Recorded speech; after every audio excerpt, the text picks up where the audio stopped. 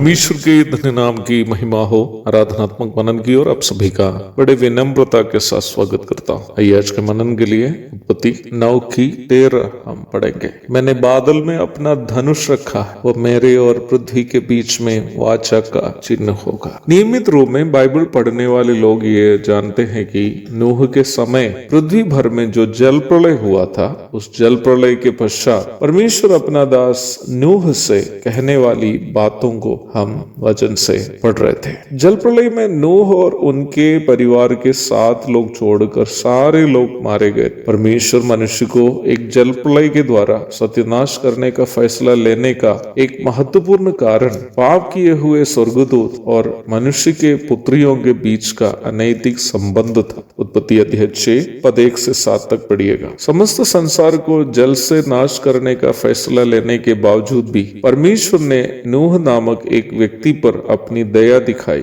और उनको परमेश्वर ये आदेश देता है कि जल प्रलय से बचने के लिए एक जहाज बनाए। नूह के द्वारा परमेश्वर ने समस्त संसार को भी परमेश्वर के आने वाला प्रकोप की जानकारी दी, परंतु नूह के घर के 7 लोग छोड़कर किसी भी अन्य व्यक्ति बारिश और प्रलय की बातें जो नूह ने प्रचार किया विश्वास नहीं किए। जल प्रलय के पश्चात अपनी सृष्टि मानव वंश के सिंह भाग का नाश देखकर परमेश्वर ने दुखी हो गया। जहाज से बाहर निकले हुए नूह पाप पर न्याय करने वाले पवित्र परमेश्वर की आराधना यह याद करते हुए की यद्यपि परमेश्वर पाप पर न्याय तो करता ही है, पर वह पश्चाताप करने वालों पर दया भी करता है। उत्पत्ति 6:20।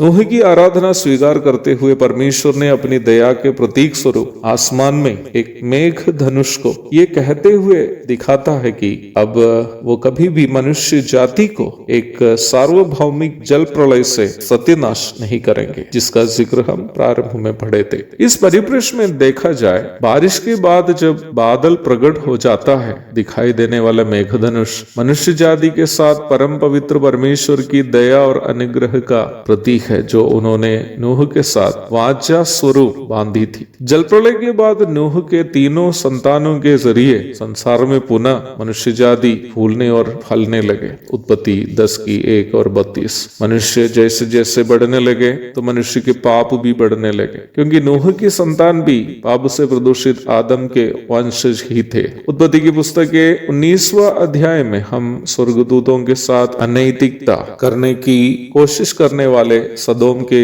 लोगों के बारे में पढ़ते हैं। उत्पत्ति 19:5। अर्थात पाप का प्रभाव नूह के समय से अधिक बढ़ गया था अब्राहम के जमाने में। नूह के समय में स्वर्गदूत जो पाप में गिरे थे, मनुष्य स्त्रियों के साथ संबंध बनाने के द्वारा समस्त भूमि को जल प्रलय से नाश करने का फैसला यदि परमेश्वर ने किया हो, तो परमेश्वर के दूतों के साथ समलैंगिकता करने की कोशिश करने के कारण समस्त संसार के साथ उन्हें क्या किया जाना चाहिए था। परंतु परमेश्वर ने अपना न्याय का काम केवल समलैंगिकता में डूबे सदोम और अमोरा के लोगों के साथ सीमित किया। जैसे नूह और परिवार के साथ उन्होंने अनुग्रह किया जल प्रलय से बचने के लिए एक पानी का जहाज देकर, वैसे ही मानव जाति को आने वाला आग का प्रलय से अर्थात अनंतकालीन नरक से बचने के लिए उन्होंने एक अनुग्रह का जहाज दिया, जो है कलवरी का क्रूस, जिसमें परमेश्वर का पुत्र प्रभु यीशु मसीह मानव जाति के बदले प्रायश्चित मृत्यु सही है। वर्तमान संसार में भर जाने वाले घिनौने पापों को देखे मनुष्य जाति आग की झील में जाने हेतु पूर्णतया लायक है, परंतु परमेश्वर की अपार दया जो वह मनुष्य के साथ करता है, अपनी खोज करने वालों को बचाने के लिए परमेश्वर को प्रेरित करता है। जब हम प्रकाशित वाक्य की ओर आते हैं, वहां हम पुनः मेघधनुष को देखते हैं। वहां आज हम देखने वाले अर्धवृत्त रूप में नहीं, बल्कि परमेश्वर के सिंहासन के चारों ओर उनकी दया का बखान करने वाला पूर्ण वृत्त के मेघधनुष को हम देखते हैं। प्रकाशित वाक्य 4:3 पढ़िएगा। यहेजकेल की 28 में भी पूर्ण वृत्त के मेघधनुष का जिक्र करते हुए आप देख सकते हैं। मनुष्य के साथ परमेश्वर की दया की परिपूर्णता वो है पूर्ण वृत्त के मेघधनुष।